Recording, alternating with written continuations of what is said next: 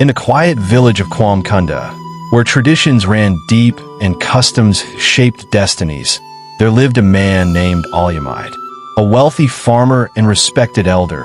Alyamide carried a heavy burden in his heart, one that was not his to bear but had been passed down for generations. He believed that a man's legacy lived only through his sons, and until he had a boy, he remained, in his own words, childless. His wife, Adunni, bore him not one, not two, but 4 daughters, Abani, Iridi, Saad, and the youngest, little Tenny. Each time Adunni gave birth to a girl, Alyamide's disappointment deepened, and his love for his family withered like a neglected plant. He barely acknowledged them. The girls grew up in a house that felt like a stranger's home, walking through its halls like shadows. He refused to pay their school fees, believing that educating girls was a waste. Instead, he poured all his energy into his farmland and his dream of a future son who would inherit his name and wealth. Adunni, however, refused to let her daughters fade into nothingness. She worked in secret, selling handmade baskets and groundnut oil to pay for their education. The village mocked her.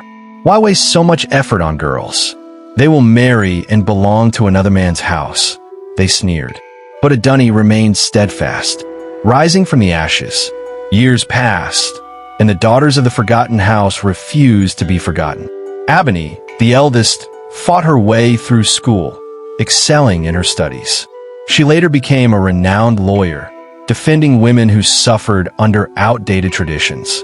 Iridi, whose voice was as strong as her mother's spirit, became a radio journalist, using her platform to speak for the voiceless. Saad, with hands gifted in healing, became a doctor, bringing life where others had given up hope. Tenny, the youngest, defied all odds and became an engineer, the first female one in their region. News of their success spread far and wide. People whispered in amazement. Alyamide's daughters? Those girls he never acknowledged? They have brought more honor to his name than any son could. The ultimate moment of reckoning came when Alyamide, now old and frail, lost everything: his farm, his wealth, and his strength. The very people who once praised him abandoned him. Alone and ashamed, he watched as the daughters he had once dismissed flourished. One day, a grand ceremony was held in the village to honor women who had broken barriers. The guest of honor?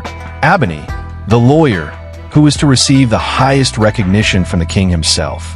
As she stood before the cheering crowd, she spotted a familiar face in the shadows. Her father, now just a lonely old man. She walked toward him. The crowd fell silent.